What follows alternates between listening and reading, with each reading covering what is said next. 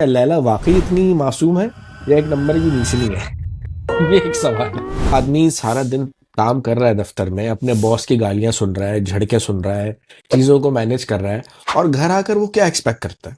वो एक्सपेक्ट करता है ना कि यार मैं घर आऊं तो मुझे एक गिलास पानी का मिल जाए, मेरे साथ मैं बैठ गया तो मुझे खाना मिल जाए बेहतर। मैं आप यूके में रहती हैं, आपने देखा है कि वहाँ जो बड़ी एज के लोग होते हैं, वो 60 के बाद तो उनकी 90 जवानी इयर्स शुरू के होती है एक लोग तरह से। भाग रहे होते ऐसे हैं। रहते हैं। हाँ, मतलब 90 तो इयर्स के एक तो भाग हमारा रहे होते हैं, कल्चर है, साइकिलिंग हाँ। कर रहे होते हैं।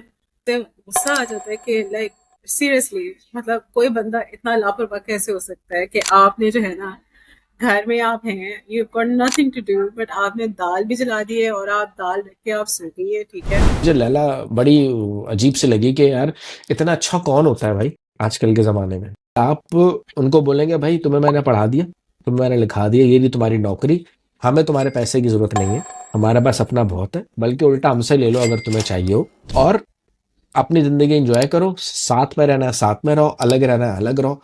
हम लोग जो है वो अल्लाह ताला ने किए थे, हम भी वर्ल्ड टूर पे निकल जाएंगे। अस्सलाम वालेकुम एवरीवन, मैं हूं फराज, मेरे साथ है महाविश, हम हैं ड्रामा पाकिस्तानी, और आज हम लेकर आए हैं आपके लिए पाकिस्तानी ड्रामों के बारे में थोड़ी बहुत गुफ्तगू।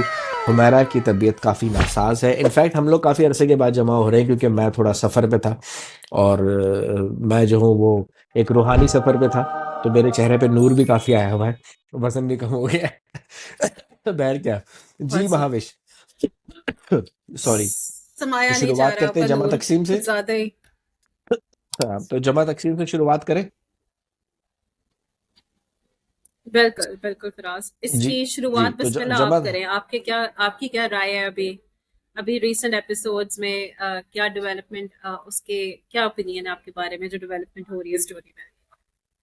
ये देखो जमा तकसीम जब मैं देख रहा हूँ ना, इसमें ऐसा कुछ नहीं है कि वही हम पहले भी कहते रहे कि ऐसा कुछ नहीं है कि कोई नई कहानी हो, ये अक्सर कहानियां हैं, लेकिन क्या है कि ये सच्चाई में मबनी है कि जो लोग फैमिलीज गो थ्रू एग्जैक्टली। करती हैं। एक बहस चलती रहती है कि जॉइंट फैमिली हो या न्यूक्लियर फैमिली हो, चलता रहता है। तो उसमें कोई ऐसी चीज़ है नहीं, बल्कि इनफैक्ट उसको देखते हुए मुझे बहुत सारे ड्रामे और पुरानी फ़िल्में याद आ जाती हैं। एक राजेश खन्ना की फ़िल्म थी अवतार करके, फिर एक गोविंदा की फ़िल्म थी स्वर्ग, फिर एक वो हालिया दिनों में आई थी जो जो जिस फ़िल्म को देखते हुए हम अपने अम्मा-अब्बा से दूर हो जाते थे, वो बागबान आई थी। तो वो भी भगवान। तो हाँ, उसको देख के हम थोड़ा छुपते थे कि भाई हम नहीं हैं ऐसे। तो ये बहुत सारी फ़िल्मों का मुरब्बा बन चुका है, लेकिन इसके अंदर रिलेटेबिलिटी ये है कि आपको पर्सपेक्टिव दिखाए गए हैं। जो एक सवाल जो शिद्दत से मैं बार-बार अपने आप से भी कर रहा था, और मैंने आपसे डिस्कस भी किया था, वो है लैला के बारे में। और सवाल सीधा-सीधा से ये है कि क्या लैला जो है वो बेवकूफ़ है या बहुत चालाक है? इन अदर वर्ड्स, क्या लैला वाक़ई इतनी मासूम है या एक नंबर की नीचनी है? ये एक सवाल है। तो तो आपसे मेरा सवाल है, आप बताएं लैला क्या मासूम है या नीचनी है? लैला क्या है? नहीं, लैला टू बी आखिर है क्या? ऑनेस्ट, आई हैव, मुझे समटाइम्स ना, मुझे पूरा लैला के कैरेक्टर पे ना मुझे थोड़ा सा कंफ्यूजन ही रही, because there were hmm. Times जबकि एकदम से गुस्से गुस्सा आ जाता है कि लाइक सीरियसली, मतलब कोई बंदा इतना लापरवाह कैसे हो सकता है कि आपने जो है ना, घर में आप हैं, you got nothing to do, but आपने दाल भी जला दी है और आप दाल रख के आप सो गई है, ठीक है। और तो फिर समटाइम्स में मुझे उसकी अक्लमंदी पे भी थोड़ा सा आता है कि ये ना, जिस तरह से वो सोचती है, मतलब कि जिस तरह से वो बड़ी हिम्मत करके अपने ससुराल में जाती है, वापस अपने सास ससुर से हुँ। बात करती है। सो दिस इज एक उसको कैरेक्टर दिखाया है, somebody who, एक ऐसी आपकी फैमिली में भी, रियल लाइफ में भी ऐसा कैरेक्टर होता है who keeps entire family together, जो हुँ। बेसिकली निगोशिएशंस पे और ज़्यादा समझाने पे और ज़्यादा कॉन्फ्लिक्ट्स को रिजॉल्व करने पे जो काम करते हैं बेसिकली। तो कभी लैला का मुझे उस तरफ रुझान नज़र आता है, ठीक है। फिर हुँ। समटाइम्स पे मुझे आई थिंक वो पूरा एक पूरा एक काफ़ी कंट्रोवर्सी चलती है कि जी आप अलहदा फौरन अलहदा घर ले लो, अपने माँ बाप को अकेला छोड़ दो। तो एक पिक जब वो उसका सारा आ रहा था, दिखा रहे थे कि जी वो अपनी फ्रेंड से बात करती है कि जी मेरा शरعی हक है एक अलहदा घर मांगना। तो उस पे भी मुझे हो रहा था, मैंने कहा था मतलब इसको पता नहीं था कि इतना बड़ा ससुराल है और इतना हुँ। सारा कुछ है। She was just so hmm. Excited basically. मतलब कौन हुँ। इतना बेवकूफ कैसे हो सकता है कि मतलब वो चीजें फोर्स ही नहीं कर रहा था कि भाई इतने सारे लोग हैं और वो कैसे आपने जलन करना है, आपने कोई प्लानिंग नहीं की थी, कोई कुछ नहीं किया हुआ था। तो मुझे मिक्स ही लगा है। समटाइम्स आपके सवाल का जवाब यही हो सकता है कि बहुत सारे केसेस में तो मुझे बहुत ही बेवकूफ़ा तुम लगी है सीरियसली। हम्म। हम्म। लेकिन लेकिन जस्ट लाइक आई सेड, बाज़ अक़ात उसका कैरेक्टर की रुझान जो है वो उस चीज़ की भी तरफ है कि वो फैमिली को बनाने में या फैमिली को जैसे एक इकट्ठा करने में वो एक वाइटल रोल प्ले करती है। तो आई थिंक ये उसका पॉजिटिव इम्पैक्ट भी है उसके कैरेक्टर में। तो अच्छा, एक एक और फिर इसी से सवाल निकल आता है मेरा, और बड़ी अच्छी हालिया दिनों बड़ी बहस मैंने देखी, क्योंकि मुझे वक्त नहीं मिला इतना देखने का, एक दो दिन में मैंने कवर अप किया है। यार ये एक डिबेट है। मैं ऑनेस्टली जो हूँ ना, आई डोंट नो, मैं तो शायद मैं मर्द हूँ या मैं बायस्ड हूँ, तो मैं ये बात कह सकता हूँ। यार वो जो कैस आता है घर और देखता है कि घर हम्म, गंदा पड़ा हुआ है, खाना नहीं है, तो उस पे ना हाँ, लोग काफी डिवाइडेड हैं। वो कह रहे हैं ये मामाज बॉय है, ये मम्मा मादा मामाज लाडला है, बॉय और है। ये कोई बात, हाँ, और कोई इसका फर्ज नहीं है वो भी।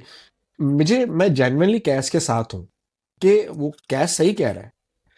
यार वो आदमी सारा दिन काम कर रहा है दफ्तर में, अपने बॉस की गालियां सुन रहा है, झड़के सुन रहा है, चीजों को मैनेज कर रहा है, और घर आकर वो क्या एक्सपेक्ट करता है? वो एक्सपेक्ट करता है ना कि यार मैं घर आऊं तो मुझे एक गिलास पानी का मिल जाए, मेरे साथ मैं बैठ जाऊं तो मुझे खाना मिल जाए बेहतर, मैं थका आ रहा है और वो बैठ जाऊं साथ में। ऐसी कोई अनएक्सपेक्टेड किस्म की डिमांड नहीं थी कैस की। लेकिन आई डोंट नो, ये खवातीन को आजकल क्या हो गया है, क्योंकि ना हमारी ज्यादातर रुझान ना इस तरह का होता जा रहा है कि या तो ना ब्लैक एंड व्हाइट वाला मामला चल रहा है, या तो दे आर टीम लैला, और या तो दे आर टीम कैस, there is no grey area in between. के यार मुझे तो वहां लैला की गलती लगी कि यार आपके पास वाकई आप वेली बैठी हुई हो सारा दिन, कुछ भी नहीं है करने के लिए, चलो कोई बात नहीं, कुछ भी नहीं है। मतलब ये आर्ग्यूमेंट कि अगर कैश ने मांग लिया उससे कि यार मुझे गर्म खाना दे दो या मेरी थोड़ी बहुत चीजें कर दो, तो क्या क्या बुराई थी उसमें? आप बताएं, क्या आपको क्या लगता है? राइट, अगर आप just without being biased actually, एक नेचुरली एक बंदी भी अगर घर पे आए और अगर आप अगर वो वैसे थकी हारी आए तो डेफिनेटली मेरा बस ये था कि आई थिंक द क्वेश्चन वाज कि क्या अगर लैला घर बगैर पे डरे आती तो क्या जवाब दे, कैस। बगैर डरे जवाब दे आप। आई मेंट टू से कि उससे जब ये सारा सीन हो रहा था तो मैं यही पूछ रही थी कि मतलब what he could have done was कि मतलब वो एटलीस्ट इतना तो कर सकता था कि वो खुद काफी चीजें होती है रिजॉल्व करने की कि अच्छा चलो मैं बाहर से मंगवा लेता हूँ, या अच्छा चलो मैं let me put together something for you something like that. कौन कैश बिकॉज बनाता यहाँ घर, पे तो बस सारा टाइम ऑफिस से काम हाँ करके घर आएगा हाँ और खाना भी वो पकाए? हाँ, ऐसा ही है, हाँ ऐसा ही है, यहाँ पे आपको यार मेल और ये बीवी तो का कोई जेंडर रोल नहीं है कि आपका जो नहीं, है क्या लेकिन है। अगर आप आए पॉइंट ये घर नहीं पे है। अगर नथिंग इज रेडी तो आप खुद भी you should have had the skills तो के एटलीस्ट आप खुद नहीं तो भी एटलीस्ट वो बोल एटलीस्ट तो सकता है ना, या बोल बोल भी नहीं सकते हैं, सकता? हाँ बोल सकते हैं। मुझे ये एक्सपेक्टेशंस नहीं लगता रख है कि आई सकता थिंक वो? दोनों की, नहीं मुझे लगता है कि दोनों की गलती है। देखिए उसने ये नहीं, मतलब उसको भी चाहिए था, मुझे थोड़ा सा उस वक्त भी लैला को हो रहा था कि लैला के लिए हो रहा था कि भाई मतलब तुम्हारा हस्बैंड जो है आउट ऑफ एवरी मतलब पूरे दिन के बाद घर आ रहा है, उसको खाना नहीं मिल रहा, तुमने आराम से उसको कह दिया कि जी हम्म। मैंने खाना जला दिया बेसिकली। सो तो खाना जला दिया बड़े आराम से उसने कह दिया, और तो मुझे भी ये लगता है कि दोनों पे ही मुझे लग रहा था कि दोनों ने एक दूसरे का ख्याल नहीं किया, दोनों ही मतलब अपने ये ख्यालात में अपनी दुनिया में थे, वो अपसेट थी वो भी अपसेट था, और दोनों ने जो है ना गुस्सा जो है ना एक दूसरे पे निकाल के वो एक सिचुएशन क्रिएट कर दी। तो ये वैसे I am not being biased, लेकिन मुझे लग रहा है कि हाँ मतलब एक तो she should have been more aware कि भाई एक बंदा घर से आ रहा है तो मैं उसके लिए क्या खाना पकाऊंगी। अगर चलो मैंने जला भी दिया है तो चलो मैं बाहर से मंगवा लूँ, मुझे पता है कि जी 8 बजे उसने आना हम्म। है, उसे खाना हम्म। मांगना है, तो मैं एटलीस्ट चलो 7 बजे मैं I probably just order a takeaway और समथिंग ताकि वो आए तो एटलीस्ट खाना तो मिले। आपने वो भी नहीं किया, ठीक है। और दूसरी बात है कि वो साहब भी आए, उन्होंने भी बजाय इसके कि ये देखा कि अच्छा नहीं घर में खाना नहीं बना हुआ, तो वो उसने भी गुस्सा करके पूरी एक सिचुएशन क्रिएट की है। तो इसमें दोनों मियाँ बीवी दोनों का ही मतलब कसूर है। सो देयर इज नो वाह टीम वाह वाह। Laila, there is no team कैस, I think there is no team आप तो हियर, आई बड़ी एम सॉरी। डिप्लोमेटिक निकली यार। आपने बड़े प्यार से जो है ना वो सवाल डॉज कर दिया है।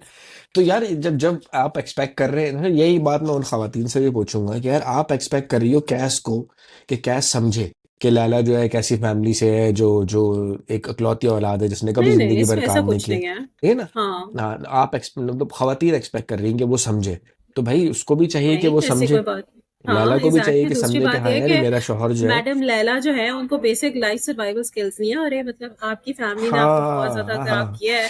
तो मुझे एकदम से उसको देख के हो रहा है कि मतलब मतलब आपको घर में सरवाइव करना नहीं आ रहा, सो मतलब अंडा तलना नहीं हाउ इज आता। दिस अंडा पॉसिबल? इज अ बेसिक मतलब थिंग। एग्जैक्ट, आप अंडा अंडा इज अ अंडा बेसिक फ्राई थिंग। कर लो आप यार। चाय बना लें, आप बेसिक, आप चावल बना लें, आप अंडा बना लें, तो मतलब बेसिकली आपने उसको दिखाया कि वो इतनी पुअर है कि जैसे वो मतलब उसमें लाइफ सर्वाइवल स्किल्स है ही नहीं।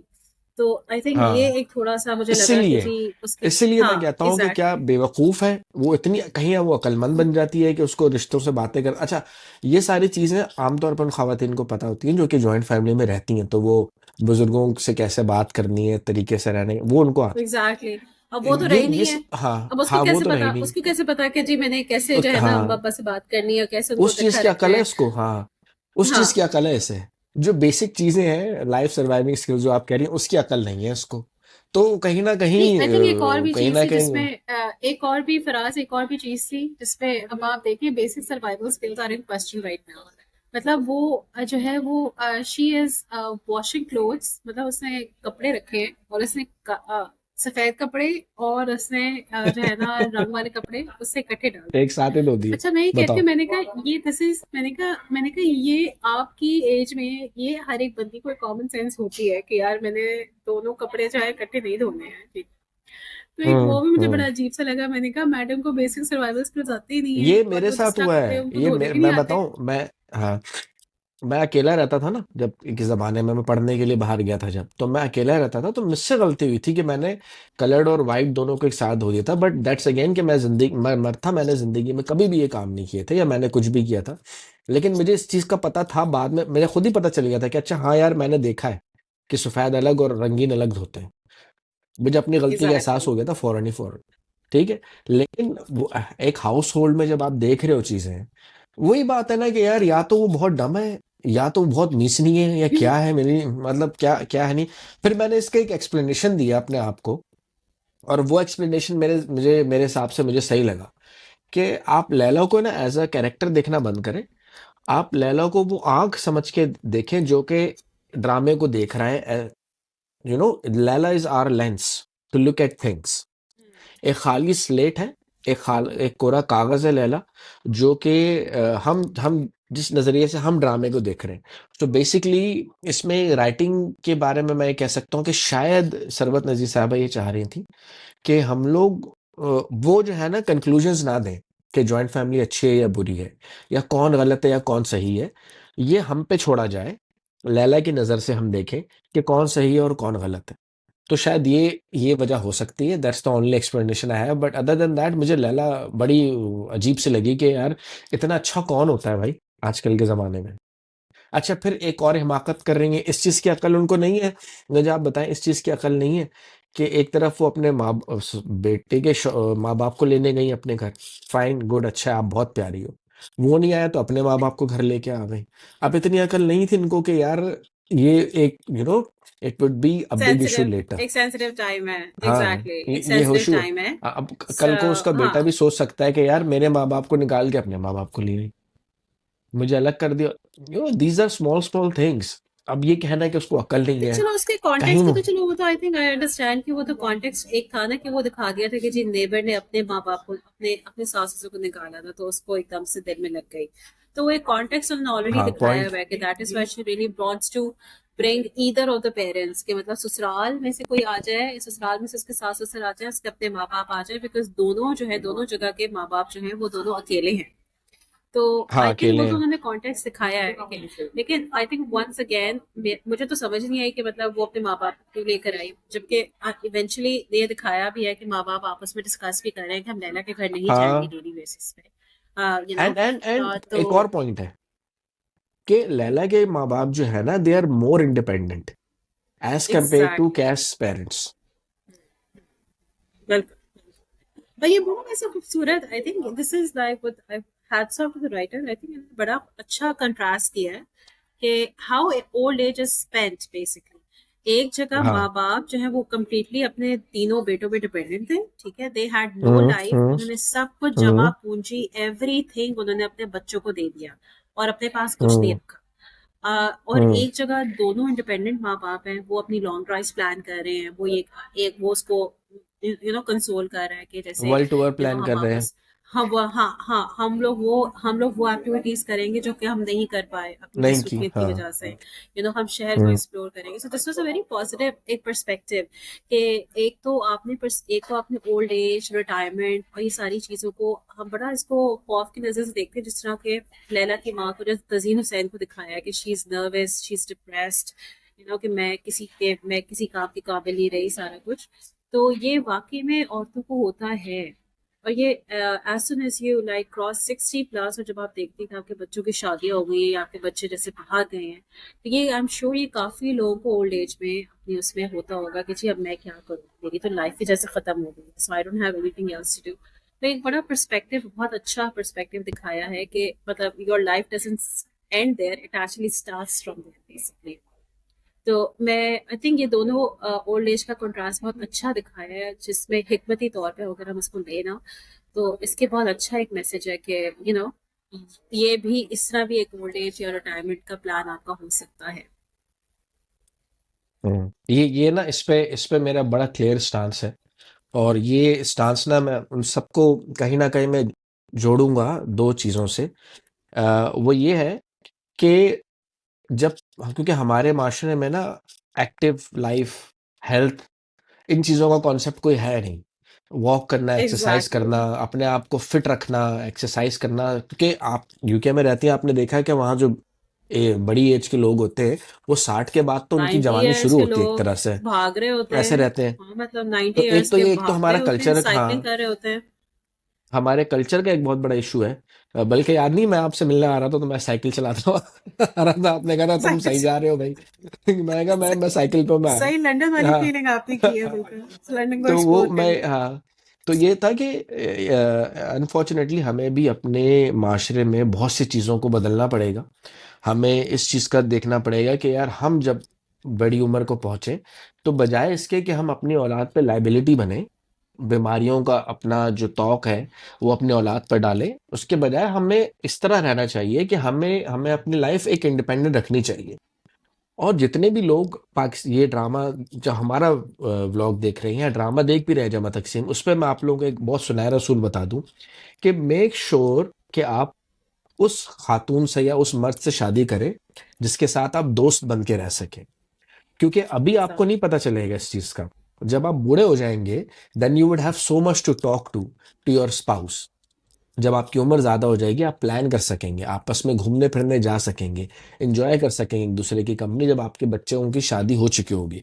तो मेरा तो बड़ा क्लियर स्टैंड है महावेश इसके ऊपर कि आप जब अपने बच्चों की शादियां कर दें, तो कम से कम इतना कर लें कि आप उनको बोलेंगे भाई तुम्हें मैंने पढ़ा दिया, तुम्हें मैंने लिखा दिया, ये जी तुम्हारी नौकरी, हमें तुम्हारे पैसे की जरूरत नहीं है, हमारे पास अपना बहुत है, बल्कि उल्टा हमसे ले लो अगर तुम्हें चाहिए हो। और अपनी ज़िंदगी एंजॉय करो, साथ में रहना है साथ में रहो, अलग रहना है अलग रहो। हम लोग जो है वो अल्लाह ताला ने किए थे, हम भी वर्ल्ड टूर पे निकल जाएंगे, या हाँ, हम वो चीज़ें करेंगे जो हमने की नहीं, किताबें पढ़ो, देखिए। गार्डनिंग करो, मोहल्ले में घूमो फिरो। बल्कि मैं एक बहुत अच्छी चीज़ बताता हूँ, हमारे हमारे मोहल्ले में बुजुर्ग हैं कुछ, उनका एक ग्रुप है, वो हर वीकेंड सुबह नाश्ता करने जाते हैं। बच्चों की शादियां हो चुकी हैं, कोई ऑस्ट्रेलिया बैठा है, कोई मलेशिया बैठा हुआ है, लेकिन वो अपनी जिंदगी उन्होंने अपनी अच्छी रखी हुई है, वो बच्चों पे डिपेंडेंट नहीं है।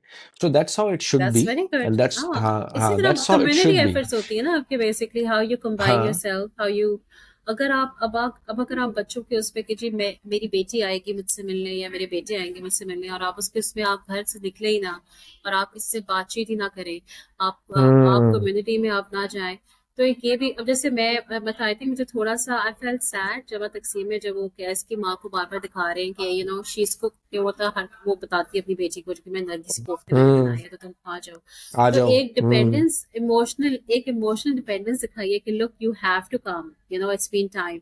तो मतलब एक दिखाया है कि मतलब आपके माँ बाप जो है वो तरस रहे होते हैं आपसे बात करने के लिए या आपको देखने के हम्म। लिए, तो just to entice you, just to have you come to their house, वो माँ जो है, मतलब वो अच्छे अच्छे खाने बना रही है कि मेरी बेटी आएगी मुझसे मिलने। तो I think which was very hmm. Sad. जबकि ऑल्टरनेटिवली इसका ये था कि भाई मतलब माँ और बाप जो है इकट्ठे बैठ के वो आपस में ही खाना अच्छा एंजॉय करें, ठीक है, वो जी, अपना खाना जी। एंजॉय करें, वो बाहर जो है उनके अपने जो है ना एक सर्कल ऑफ फ्रेंड्स है जो कि उन्हीं जैसे रिटायर्ड है, वो आराम से जो है ना जो खवातीन है वो आपस में मिले, जो मर्द हैं वो आपस में मिले। तो आई थिंक ये उसका दिखाए ना तो वो ज्यादा बेहतर है, बजाय इसके कि वो बेचारी हाँ। को इतना वो डिप्रेस दिखा दिया, हुँ। इतना बीमार दिखा दिया। मुझे तो ये होता है कि फौरन जैसे उनका वही सीन आ रहा होता है मैं कहती हूँ भाई ये रो रही है, ये हर वक्त ही रो रही है। तो बेचारी मतलब शी इज वही सच हो अ गया ना। Talented actress. हाँ, वही हो गया होते भी बागबान दिखा वाला रहे सीन। हैं। नहीं बट उसमें बागबान में भी ये था कि चलिए थोड़ी सी हेमा मालिनी को थोड़ा सा दिखाया था, बट इसमें तो बेचारी को हर सीन में रोता हुआ नहीं, वो दिखाते हैं कि अवतार वो थी, रो रही है। अवतार थी। बहुत पुरानी फ़िल्म है हाँ अवतार, एग्जैक्टली राजेश खन्ना की। उसमें ये एग्जैक्टली। था कि बच्चे छोड़ के चले जाते हैं और फिर बूढ़े जो हैं वो अपनी ज़िंदगी खुद बनाते हैं और बच्चों की ज़िंदगी ख़राब होती है। बड़ा बड़ा डिप्रेसिंग सा था। लेकिन I think the beauty of Jama Taqseem is कि it does not preach, it gives you both the pictures, this and this, बहुत the this and this, pictures. and it tells you to choose whichever you feel is good for you. That's the beauty of good. Jama Taksim, and that's the reason why comparisons are it's always been such there, a हाँ। hit. हाँ, it's such a hit. अब एक बहुत हम like बेटा हर भी दिखाया है, बहुत काबिल बेटा भी दिखाया है, बहुत नालायक बेटा भी दिखाया है कि वो जो है वो उन हरकतों में पड़ गया। So I think their comparisons is really सही कह मुझे रहे लगता है सबसे अच्छा बेटा वो है मजीद, बीच वाला। हैं। मजीद, माय सबसे अच्छा वोट इज फॉर बेटा मजीद मजीद है। As well. मैं कहा वो हाँ, सबसे चुपचाप अच्छे है, बेटा अलहदा भी मजीद है। हो गया, ठीक है, उसने उसने ना तो हम्म। हिस्सा मांगा अपना, वो चुपचाप अलहदा हो गया ना, उसने अपने माँ बाप से कुछ कहा। और वो हर उसमें ना उसको उसकी माँ याद आ रही है, तो बड़ा शरीर से दिखाया है। आई लाइक द कैरेक्टर, हाँ। तो मैं भी ये वोट हाँ, करूंगी, हाँ, आई कहती हूँ ऑल्सो लाइक मजीद। सबसे आई बेटों में ऑल्सो से वो लाइक जो मजीद। अच्छा है ना वो मजीद ही है। हाँ, मजीद है। तो चलो, मेरे ख्याल से जमा तक़सीम पर हमने काफ़ी जमा हासिल किस्म की गुफ्तगू कर ली। तो again Jama Taqseem is the flavour of the season, everyone is liking it. जो हमारा पॉइंट था वो यही था। आप हमें बताएँ कि क्या लैला मीसिनी है या बेवकूफ़ है? ये आप हमें कमेंट्स में ज़रूर बताएँ।